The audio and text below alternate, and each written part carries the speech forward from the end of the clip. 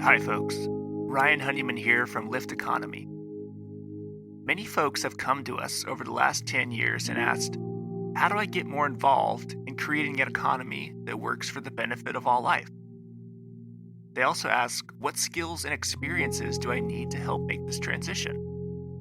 So, 3 years ago, we created something called the Next Economy MBA to help address this and similar questions.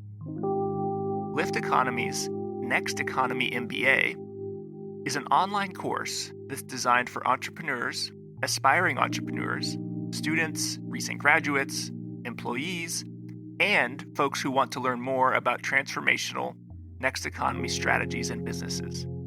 Join the growing alumni network of nearly 250 alumni who've gone through this program and learned essential skills and hopefully built lifelong relationships for catalyzing businesses in the emergent and regenerative economy. So we encourage you to check out our course. You can go to lifteconomy.com/MBA. The next course, Cohort 7, starts on September 21st, 2021. So once again, go to www.lifteconomy.com/MBA. And now, on with the show.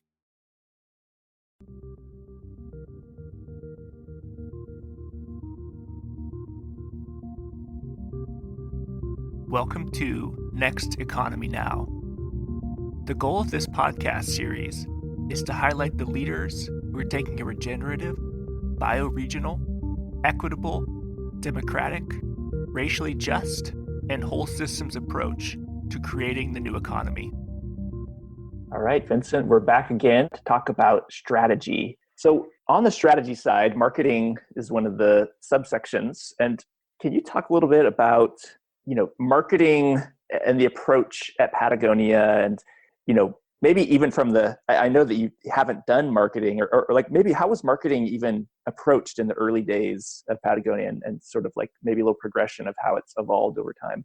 Yeah, I think we've always had an ambivalent attitude toward marketing, and part of it comes out of the ease with which we were able to tell our original story, because it really did grow out of Evol climbing.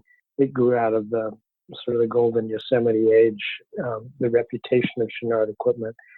And then we were this tiny little company, but we were well known and well regarded within the outdoor industry. So when we introduced Patagonia clothes, people already thought it was kind of within our industry, thought it was kind of a cool idea, and they wanted to buy from us. We kept, I think it was very hard when you start out as a climbing equipment company. There's no question of good, better, best. You're making the very best gear you can make that will perform at a high level and last for a long time, because your customers' lives depend on that.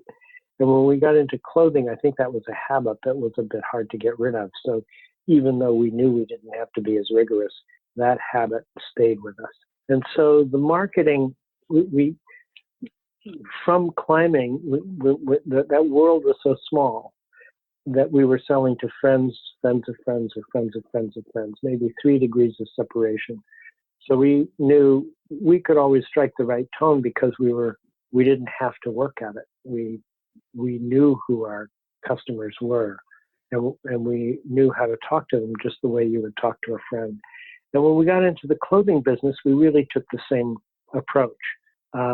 We treated we kind of considered ourselves as the primary customer, and that we could speak to the broader customer the way we would speak to each other.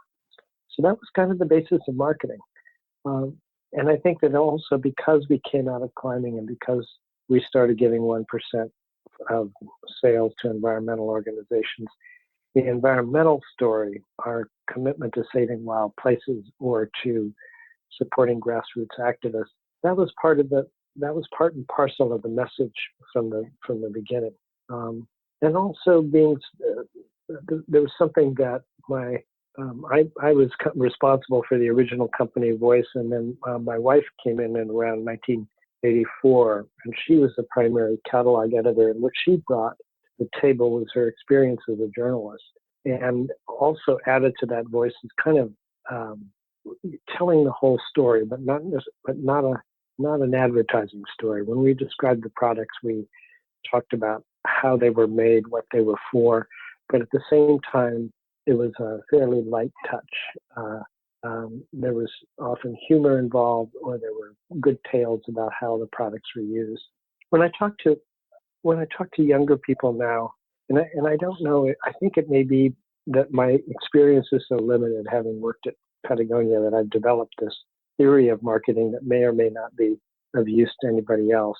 But I think it's true that what I would advise anybody starting a company, or if I were starting a company of my own, I would really spend a long time figuring out what we stood for, what our community was, what kind of relationship we wanted to have with our customers, understand that our products would always be related to that community and to that message and to that purpose. And then I think that marketing is easy, because you're not having to recreate a story every 18 months or 2 years. You're not trying to pitch yourself, and you're not trying to create a particular angle that some people are going to respond to and others are not going to respond to. I also think it creates, since we're talking about strategy, that's where I think marketing relates back to business strategy, that what you want to do with your marketing is you want to be building the company that you want to be in 10 years, but you also want that message, that original message, to be able to build on it and to grow it over time. You don't want to be changing it around every 6 months, every year, because it takes a long time to establish those kinds of relationships with customers and in the larger world. And you want people to trust you. And if you want to build that trust, that story has to be the same from the beginning. And some of the avenues that you've taken with marketing, like, for example, the documentaries and like Unbroken Ground. Can you talk about when the company decided to get into sort of full feature length stuff as opposed to maybe like ads in magazines or et cetera?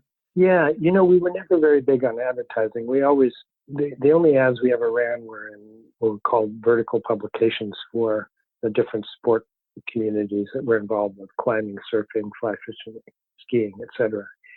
And but the movies, the first full-length movie we were involved with was 180 South, and that was an interesting project because we had just really started in the surf business, and we were involved with the Malloy brothers, and that was a film made by Chris Malloy that really sort of that film reflected the sense of adventure, or real adventure, that we tend to identify with in the communities we serve. For instance, in climbing, we're very much, we advocate light and clean and styled climbing. We're not involved in major expeditions with lots and lots of helicopters and sat phones and all that. We admire small groups of friends who are going out and doing really difficult climbs in remote places. And the same for, fly fishing or skiing. We're involved more with people who really work hard to go do the uphill in a remote place and then earn the reward going downhill. So that's one thing that you can convey in films. That is easier to convey in films than in words. That feeling of a particular sport. The first sort of advocacy film we made that was feature length was about the dams, and that was a great film. And I think that, yeah, thank you. And that was a very difficult film to make, but I thought there were two interesting things about that film. One is we went into a climate. The hydropower, even on the environmental side, was considered a good thing because it's a renewable energy. And so we were fighting this image of hydropower as necessarily an environmental source of energy. And at the same time, in order to show a countervailing value to having dams every few hundred feet on a river, you really have to show what the life of the river is, what the the kind of the wild quality of the water that's irreplaceable once you chain it with a system of dams and reservoirs. And I thought that the film really conveyed the life of the river very well, and that's really hard to do. So when we're doing film, we're involved in a lot of films. Since you mentioned Unbroken Ground, I think the value of film is that you can, if it's done well, you can convey an emotional, almost a spiritual experience that's much harder to convey in an essay or in a book. And you can do, if you do it right, you can do advocacy that is more persuasive, I think, than an ordinary essay. Yeah. And the Patagonia album, the mixtape that you're putting out. No, I'm just kidding. There's not one of those yet. There was a brief mixtape, by the way. Really? There was we did have a Patagonia music program very briefly in I don't know 2005 or 6 or something like that for about 18 months. We had some great musicians in there, but it didn't survive. Yeah, it's in the lost archives somewhere. Yes. Yeah. Okay. Yeah. In terms of a brand community with marketing, how do you cultivate that, and how do you think about getting folks to sort of, I think there's some inherent parts of Patagonia that sort of creates a community, but there's probably intentional things that you all do, if you could speak to that at all. Yeah, and I think, again, go back to climbing, so that we have, and many companies have brand ambassadors, and those companies hire people that will reflect on the brand that you want potential customers to see your label on their chest. But I think the difference with Patagonia is we're not looking for the most famous people, but we're looking for the people who are most closely identified with what we stand for in a particular sport. So Steve House in climbing really exemplifies this light and fast climbing style. The surfers that we use we're the bulk of the clothing market for surfers aims at a 15 to 17-year-old. We're aiming at surfers who are older, who are more soul surfers rather than competitive. The same in skiing and in fly fishing. So in order to create a community, you want to be known in the areas in which people are doing the sport in a way that you support and you believe in and that you design for. And you also want to have relationships with the people who are most enthusiastic about working for Patagonia because of its values, not because we offer the best sponsorship package.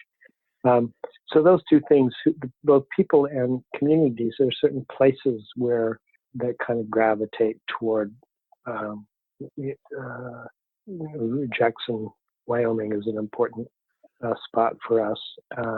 The Pacific Northwest has always had more Patagonia customers than normal because it's both, you have weather, you have available mountains, and you have communities that are really into the outdoors. Same with the Bay Area. The other way in which we build brand community is through environmentalism. And what we especially try to do with the stores in the last 10 years is to make those feel like hubs, both for the sports that we're involved in, but also for the grassroots environmental organizations. We have lots of events every month at every store. And we keep our customers aware. We offer opportunities for people to meet the environmental organizations that are working to save a local forest or keep a river open, etc. So it's all pretty hard work. It's all, this isn't algorithm work. This is relationship building with people in specific communities. For example, the Trump the president stole your land blackout of the. Can you talk about what went into that, and was there any like fretting about whether that would destroy your business? I mean, like obviously it wouldn't destroy it, but like what were some of the conversations internally that like, and then like how did you come to that decision to have that page up? I'm not sure I wasn't involved with setting up that page, but I think we knew we would get overall that the response would be positive, and we knew that it was direct enough that we would alienate some folks, but also from the kind of community we're serving, which are we want our customers, or we're in business for people who want to experience wildness in wild places, and we're committed to their survival. So it's kind of a no-brainer for us to take a position on that. It's interesting. Salt Lake City, we have a store, we have an outlet, and I think that we had really positive response to that in Salt Lake among the people who would form our natural community. And then, of course, we had negative response from the commissioners of San Juan County who had petitioned to have Bears Ears monumental status rescinded. Yeah, it's sort of like that you'll lose some folks, but it's almost like the publicity that you got from that dramatically outweighs it. And it's funny because some people would say that's just virtue. Like I've seen comments on Rose's post about, say, donating the 10 million you got from the tax, the tax cuts to the 1% or to environmental nonprofits as just nothing but virtue signaling to like basically increase profits. Can you speak at all about like I know that's not true, but but I mean, like how do you all think about that kind of critique? Well, it's interesting since we're talking about strategy. I'll tell you an earlier story that's kind of interesting. In the early 90s, we published in a catalog all of the organizations that we supported, and it was before we did a booklet that talks an annual booklet called Environmental Initiatives that talks about every grantee. And we supported some controversial organizations back in the early 90s, including Earth First, which was considered by some an eco-terrorist group. But the one that got us in trouble was support for Planned Parenthood. And we supported Planned Parenthood for its work on population control, which we considered important to environmentalism. And so we got boycotted by Southern churches. There was a movement, and they flooded our call center in order to prevent us from doing business. So we would get these calls every couple of minutes from people saying they weren't going to buy from us anymore, and they were actually our customers. So finally, the fellow who was in charge of our community relations at the time came up with a strategy so that whenever anybody called, we would say, "Thank you so much for calling. We're so glad to hear from you, and we want you to know that for every call like this we receive, we're going to give an additional $5 to Planned Parenthood." And that's a great idea. So that stopped the calls. And I think that what you need to stand for what you stand for. And most of what you stand for has to be positive. I mean, it's not, our message is not that President Trump is a bad guy. Our message is in favor of the things that we want to see more of in this world. Our message is that we're in real trouble with the way we're treating the natural world and natural systems, and that we really have to change the way we operate as human beings in order to live in partnership with nature and not as a dominator, because it's certainly not working anymore.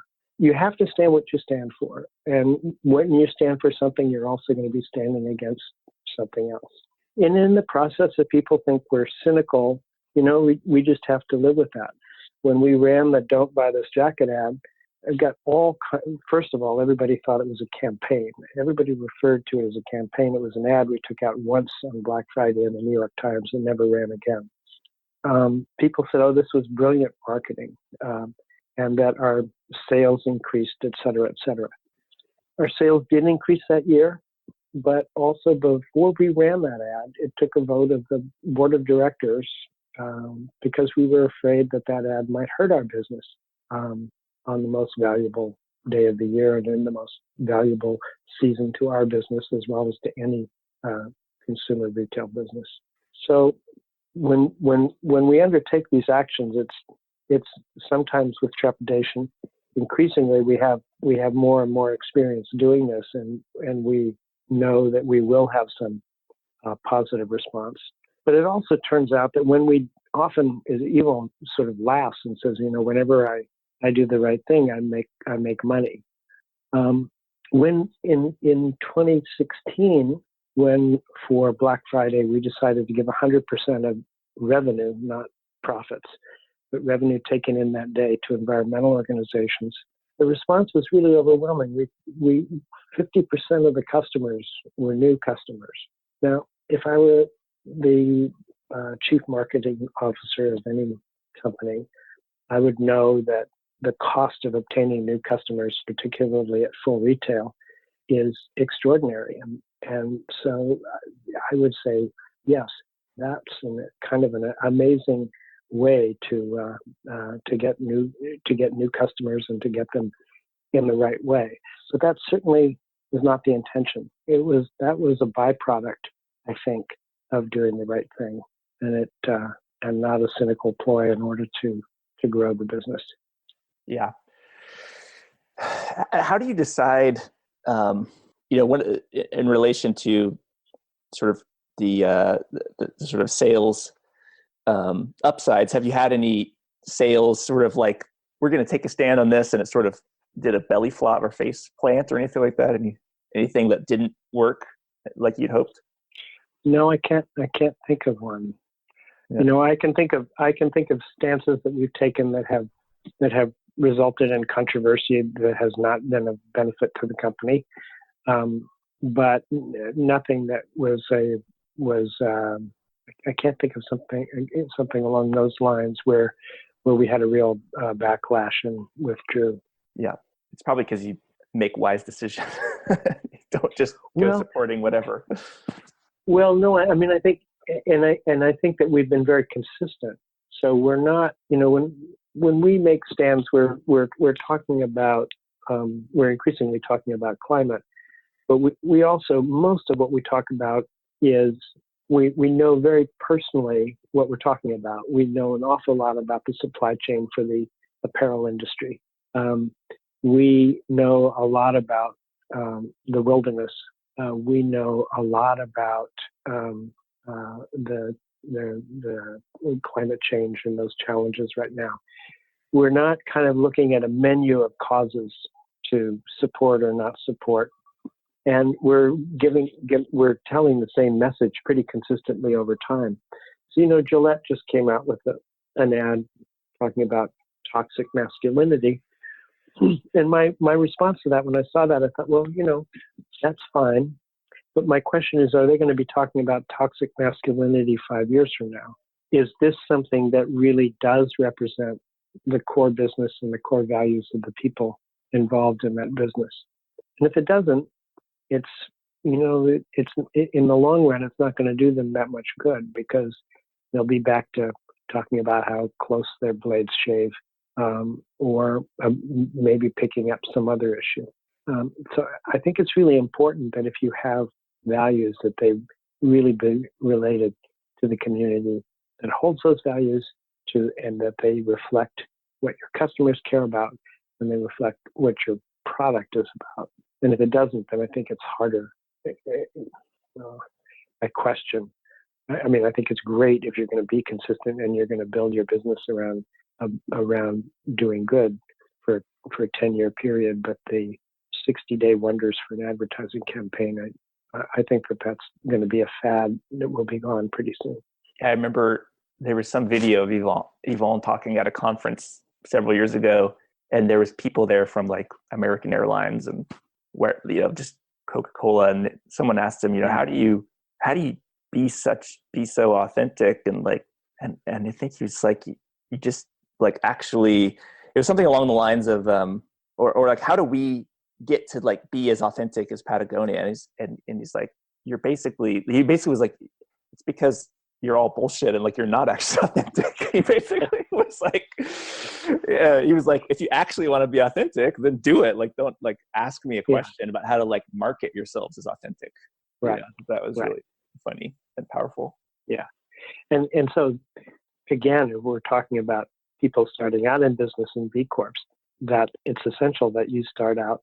What is authentic about your business? What is it authentic about what you're doing? What do you really care about? What are you going to care about also in 10 years that's going to keep you going down the long road? And if you stay true to that, that's a good business model because you build your business around that. That also creates, when you communicate that creates a kind of strategic discipline. That when you start to stray outside that core message and that core purpose, you'll get feedback from your community. You'll also you'll have that internal discipline where you won't want to break faith with your customers and with the public at large because you stood for something for as long as you've been in business. Yeah, and I mean, let's be honest. It's I mean, if Patagonia was publicly traded, I don't think Yvon could even maintain the authenticity because he'd have dual sort of duties. He'd be looking after shareholders and looking after like the sort of other stakeholders. So it's, I mean, I know that Benefit Corp and like I'm a big advocate of the B Corp movement. I still think that this is kind of a little bit off topic, but I'm still like skeptical that any publicly traded company can ever be like deeply beneficial. It can only sort of like be modified from terrible capitalism, but I'm not sure it can ever be deeply beneficial and regenerative. I don't know. Do you share that view, or do you feel like maybe it is possible for a public company to do that? Well, I think it is possible in the long run, but I think that the privately held companies are going to lead the way. You've really got two publicly held companies right now who are very interesting, and that would be Unilever and Danone. And both are involved in the B Corp movement, and Danone would like to be a B Corp as a whole company, which is, I think, 26 billion euro company. And whether now its major businesses are water and yogurt and baby food, and whether all of those businesses are how you consider them beneficial, I think is up for grabs. But they're serious, and they do. The CEO of the company is serious, and also people all down the line, and the millennials coming in to work for the company, they do want to create a company which is much more responsible. And I'm not sure it would meet a regenerative standard, but they want to do the right thing. And these things, so my question is, in 2030, will you have some publicly traded companies that might be considered regenerative or might in their own time be as advanced as Patagonia is now, say? And I think it's possible, but I think it will take a lot of development, and it will take a very different attitude toward profit.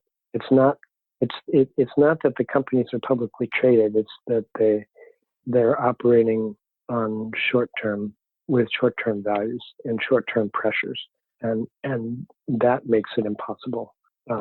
Makes it very, very difficult or impossible to work for the good of the community or the good of nature. So Yvon's not demanding quarterly increases in share price or quarterly returns. Yeah, no. Yeah. And Paul Pullman at Unilever said he wouldn't focus on the quarter. I'm sure Danone is not. And I think in business as a whole, I hope this is true, and I think it's true, is that you're gradually moving away from the unshakable conviction that people had for 40 years in Milton Friedman's idea that primacy of shareholder value and return on equity. I think that has created this myopic perspective on what the health of a business is that makes it difficult for a business to be healthy in the long run.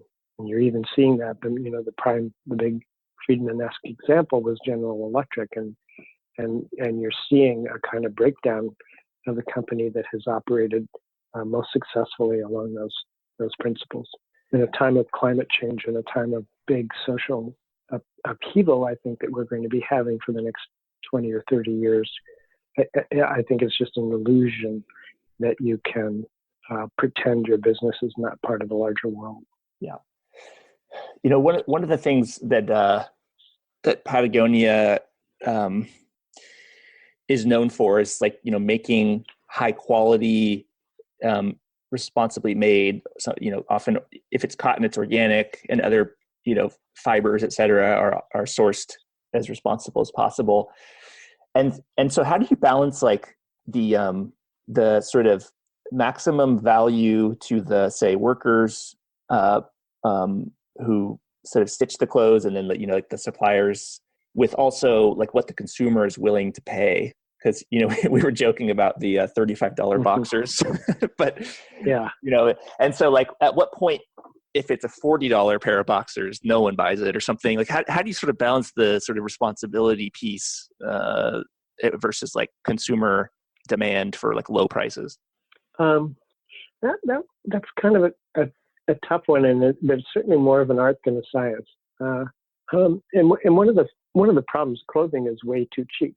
I mean, clothing is cheaper than it was in the 1970s, and the reason it's cheaper is because it's made cheaper on the backs of the workers and on the backs of the environment, or on the back of the health of the environment.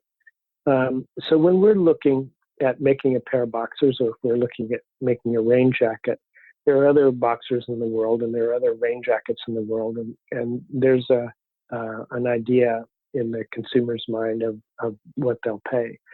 But that often can be more flexible than people allow. I mean, I certainly, when I used to set the prices at Patagonia in the 80s and the 90s, I would, certainly worry about breaking a threshold at which nobody would buy my product. And then I would look at an ad in the New York Sunday Times for, an Angora sweater for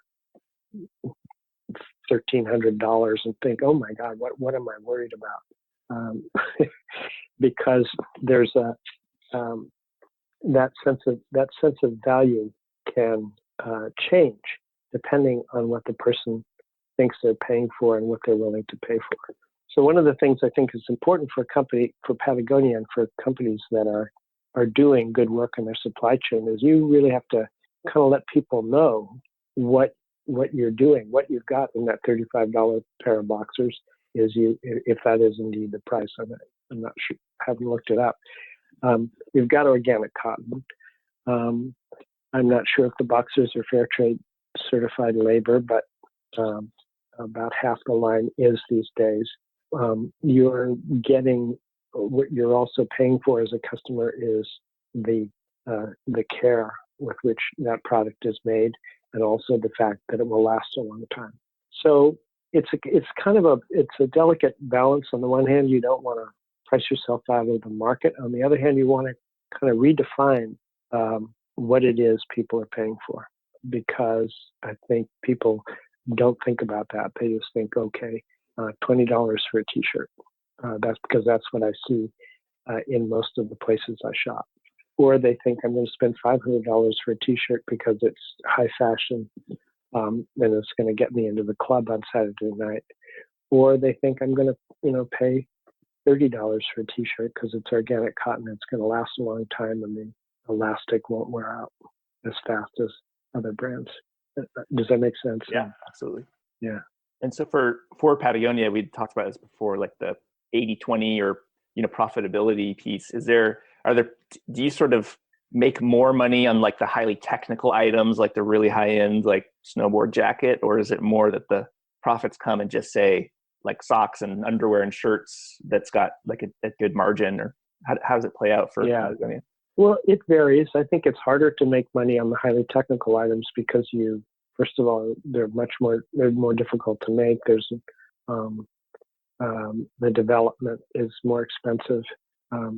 Where you make a lot of money is in the products that sell a lot. I mean, it's just kind of traditional business sense of cash cows. So if we have a product on the line for several years, the redesign, the amount of money that we put into making that product diminishes over time because we get more efficient at making it and doesn't require a lot of R&D, and customers are buying it. Those products tend not to be the most beloved within the company because it's like, okay, yeah, we've done that years ago, but it's still bringing in dividends and it's bringing in profits. The 80-20 rule just seems, in my experience, just works for anything. 80% of your sales are going to come from 20% of your products. You can name any kind of business function and it will work out that way. You can't ignore, that doesn't mean that you concentrate all your energy into that 20% because the pie is always going to shift. It's always going to be 20%, 80% of something. And if you want your business to be healthy, you have to look at the whole thing. How do you think about competitors? Do you say, okay, North Face is putting out this gear this year, and so we should have something that matches that, or are you guys just kind of off on your own, just like we don't care what competitors are doing, we just build what our customers want? Or how do you think about that in your business? I think for us the most important thing we talked earlier on about building the brand community. So the most important thing is, are we building for products for the uses? Are we building the right product for its intended use? And does that intended use reflect the company's values? It's also true that if we take the line around to our largest customers, they're going to say, "Oh, why can't you make a such and such?" And they'll be saying that because they're selling something like that from somebody else, and it could go down to the simplest level. We just really sell that in blue, or we sell that in yellow. And the problem with that, so I used to be a sales manager, is that by the time I got yellow stand-up shorts into the line, the market would have moved on. Following the market is not in apparel, is unless you're in the fashion world and you can respond very quickly, is not usually sound business sense. So we try to pretty much develop our line internally.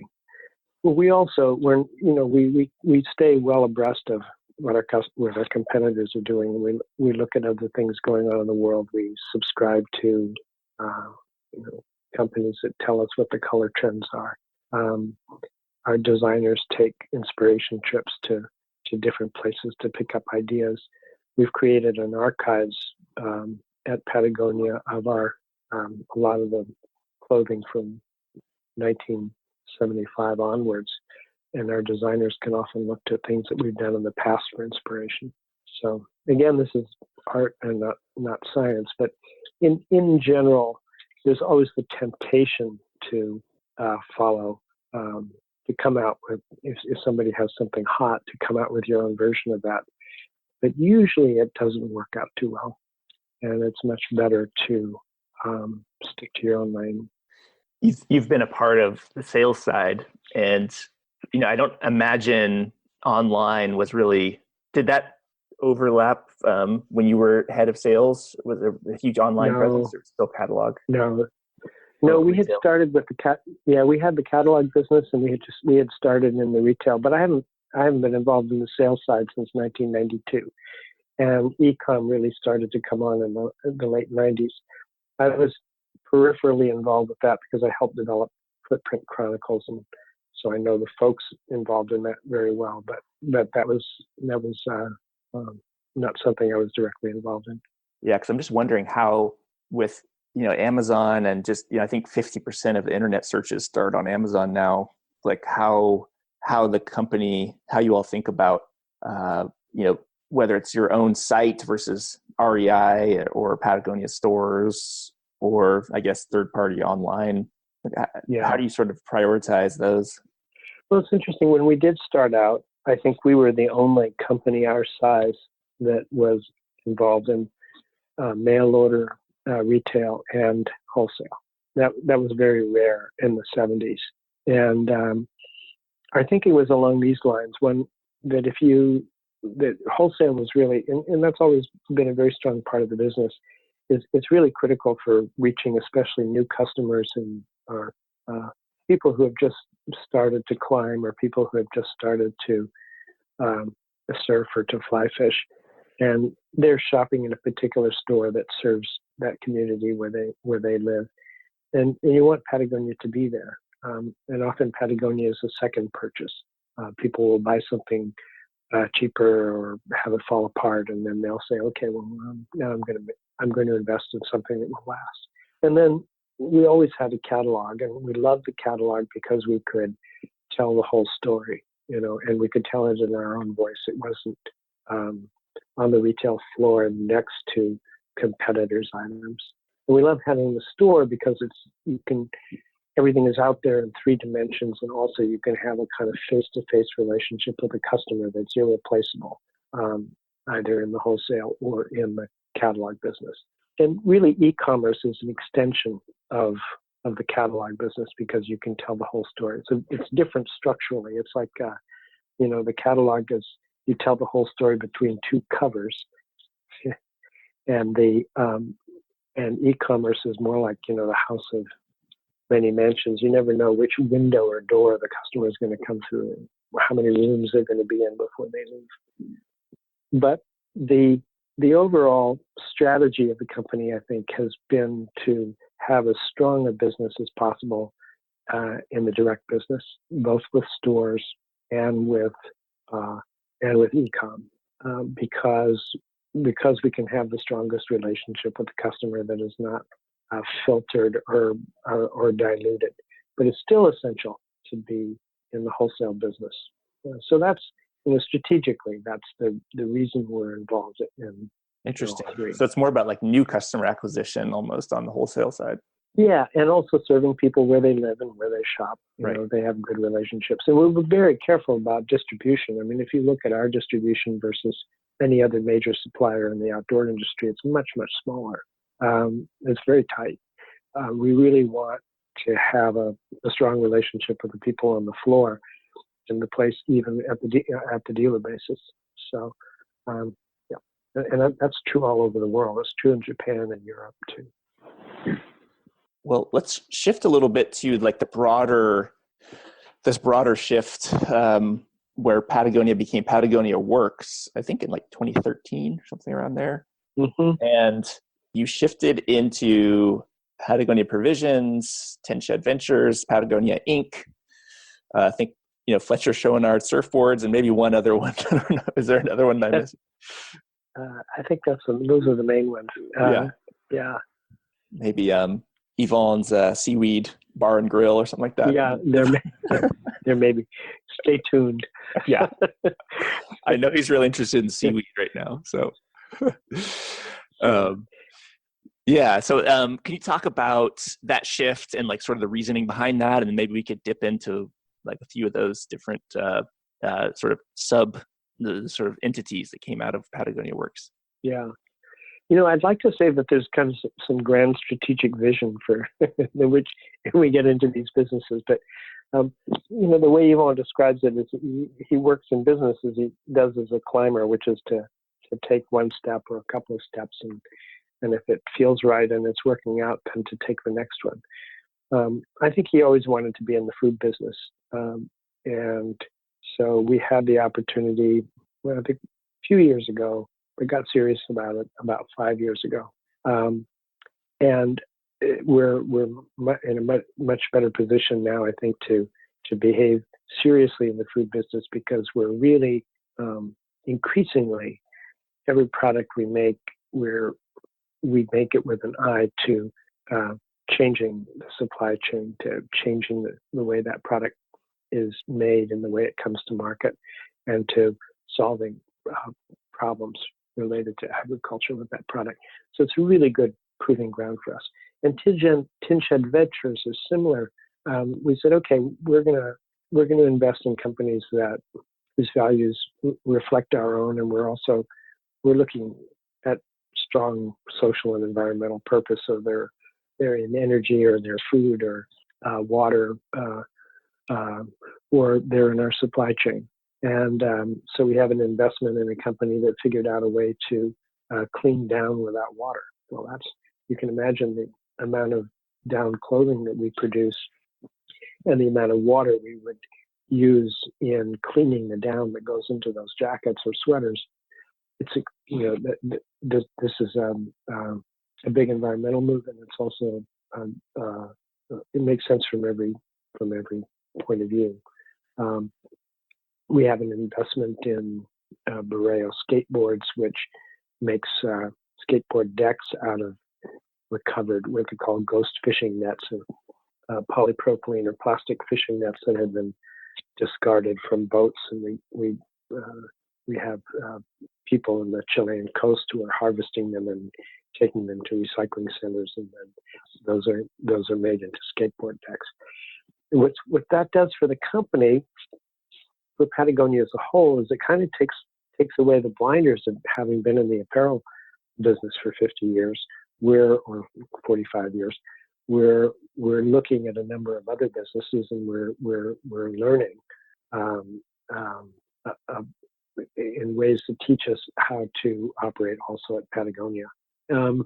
So I think that Tin Shed and Provisions are the two of the most exciting ventures that we've pursued over the last few years, and they will really help define the company's future. So if maybe we'll talk about Tin Shed and then we talk about Provisions.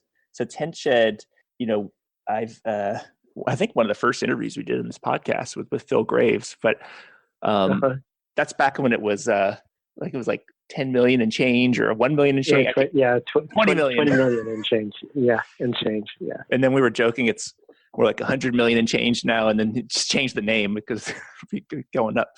Yeah. But one of the things that I think people don't appreciate necessarily or don't know is how there's exit and liquidity, how much different Tin Shed is. And could you maybe talk a little bit about how Tin Shed invests and how that's different than other sort of venture capital or other types of private equity investors?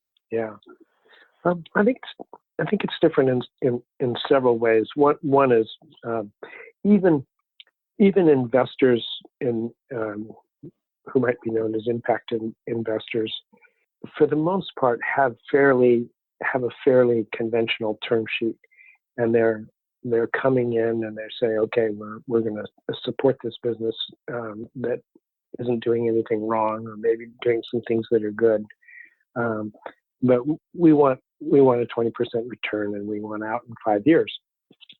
And the problem with that is the pressure it puts on a business to return that money to its investors rather than build the best possible business. So when we go in, we don't have an exit strategy. We're also working very closely. The biggest thing we need to know is we need to have confidence in the management, and we need to have confidence in the venture. So we like what somebody is doing, and we think that they're capable of doing it. And that's kind of the traditional way in which people invested. That was the traditional way that community banks lent. But it's a far cry from figuring out, you can't do that with algorithms. Again, this is a kind of retail approach to investing, but it's working out for us. We're making a good return, and we think we're supporting some businesses that are going to do some real good in the world. And on the provision side,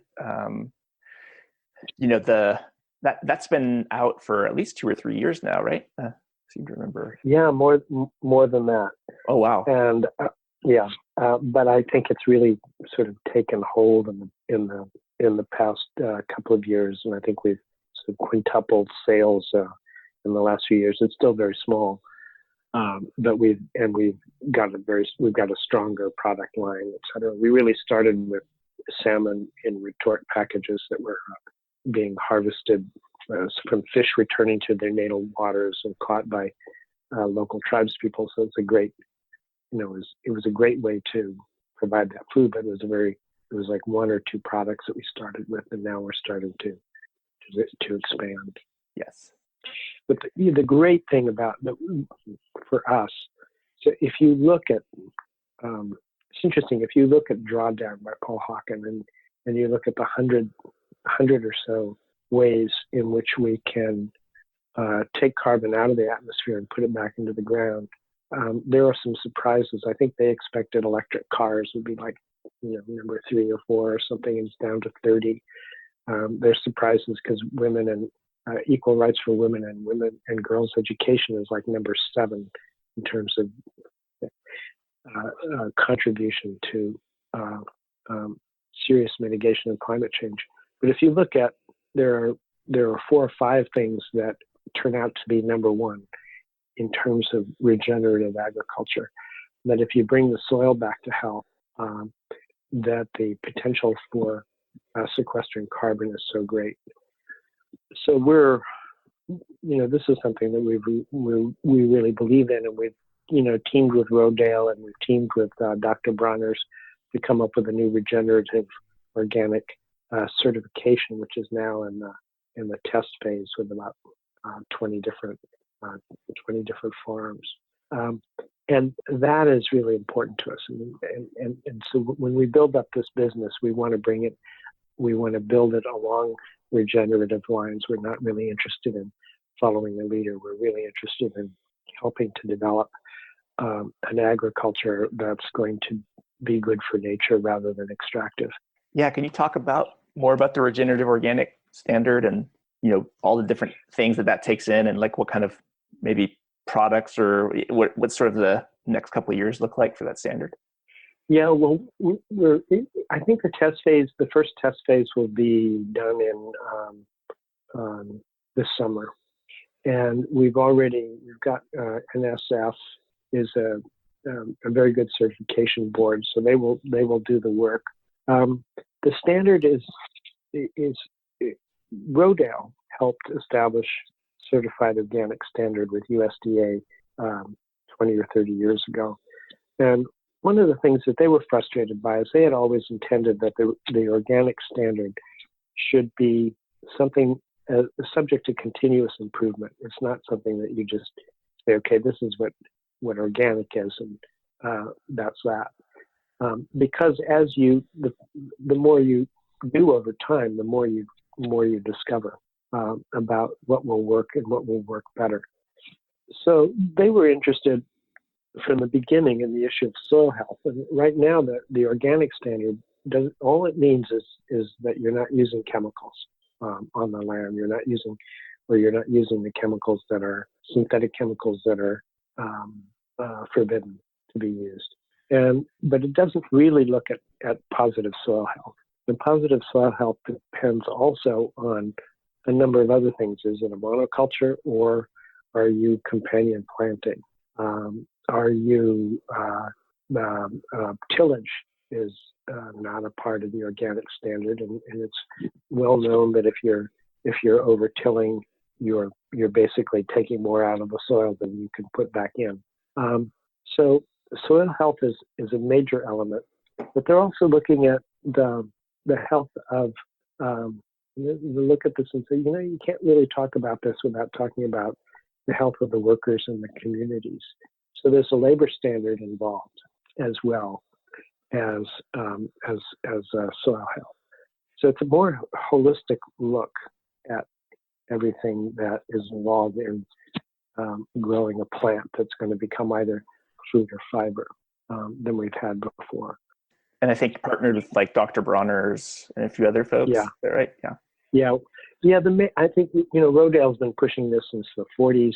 Dr. Bronner's is a wonderful company that we're very impressed by everything that they have, everything that they do in their supply chain. They really know where their stuff is coming from and what the processes are, and they're very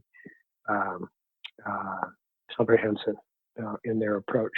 We're also a little jealous because their B Corp score is higher than ours. I know. You guys are already top 30, I think, so. So especially for large. It's funny. Yeah, it's funny how that works because I wouldn't say seriously that we're going to be competing for higher B Corp scores with anybody, but that's human nature. You just look at that and you say, oh, I want to be that high too. I want to beat that score. Yeah.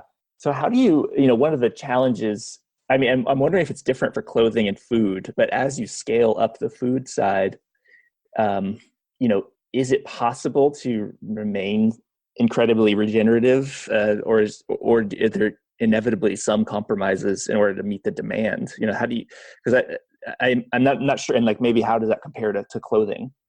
Well, it's interesting because with clothing is pretty much not regenerative. I mean, we're basically doing less harm, or we're being conscientious about reducing the harm we do from season to season. But with food, we've got the potential to actually be regenerative.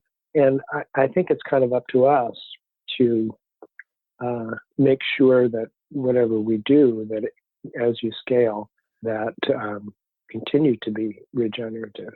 And it's also complicated. I mean, what we're making is essentially, we're making prepared foods, and we're using ingredients. I think the big questions for organic agriculture is the grains and the vegetables that are going to go into the foods that we're making. Those ingredients are going to be the major story about what we're doing with regenerative agriculture. So the idea, if you say we're growing, the only way in which we would not be regenerative is if we reduced our standards for the ingredients. Right. Yeah, I guess it would just be like, I'm thinking like buffalo, like how many regenerative buffalo can you really provide at a certain scale? Yeah. That's a great, that's a great question. So what you would, you don't want to build a business that's going to outstrip your ability to source. And when you're dealing with meat, you are dealing, I think you're dealing with a market that will grow smaller over time and more specialized. Yeah. Well, as we move into the last few questions here, one of the things we had talked about is exit and liquidity, and what it sort of looks like strategically for Patagonia in the future, and because it is a private company, and so how is the board and Yvon and his family and others thinking about, like, what does it look like over the long term for the sort of perpetual, I know that the benefit corporation legal structure may play into this, but just sort of how you're thinking about all that. It does. The family owns the company, and as Yvon and Melinda phase out, their two children phase in. And one of the reasons we originally became a B Corp was because California became a benefit corporation state in 2012. And we thought it was important to write our values into our articles of incorporation and our charter, and to have legal status. In the future, if one of the family members sells Patagonia stock, we wanted whoever bought into Patagonia to have to buy into the company that we've built all this time, and not to simply have the right to take that name and create something different, much more short-term oriented, no longer in alignment with its values. And so the B Corp, the benefit corporation status, provides some protection there. We've also had since becoming a B Corp, other benefits that we didn't expect, because it really is taking that impact assessment. We really is the only really holistic view we have of our practices, even though we depend on others for auditing labor practices in factories, or the toxicity of chemicals used in our dyes. This actually looks at everything we look at. It looks, how does Patagonia behave toward its employees, toward its communities, to the environment, and how are we doing versus how we were doing a couple of years ago. So it's become very important to us on that level as well. And definitely as a comparison between even, folks like Dr. Bronner's not in your industry, and then within your industry as well. So it gives a good benchmark. Yeah, and we're not so much looking. We're, you know, we joke that we're short. We're looking over our shoulder at who's ahead of us on the B Corp scale. But we're really, what's most important to us is that comparison between our last report and our current report. It has led us to put some emphasis on areas where we were weak, and to make changes. An example, we thought we were doing okay because we made so many products with recycled polyester as opposed to virgin polyester. But with the B Corp assessment, it said, you've got to look at this by weight, not just the number of styles. And we looked at it by weight. Some of our most popular styles use virgin polyester, and we weren't very happy with that. So that spurred us to change for more recycled content much quicker than we would have. It would have taken us longer to realize that if we didn't have the impact assessment to look at. Got it. So not physical weight, but like weighting of the blend. Yeah, it's not just we make 80 styles with recycled content, but maybe 60 of those styles you sell 500, and then the styles with the virgin polyester you're selling thousands and thousands of. Yeah. So that taught us, we've got to look at the total amount of virgin polyester versus recycled polyester we're putting into the line. Next Economy Now is a production of Lift Economy. To listen to all of our episodes, go to lifteconomy.com/podcast. That's LIFT economy.com/podcast. You can also sign up for our monthly newsletter at lifteconomy.com/newsletter. Please also rate and review our podcast on iTunes, Spotify, Stitcher, or wherever you get your podcasts. Thanks for listening.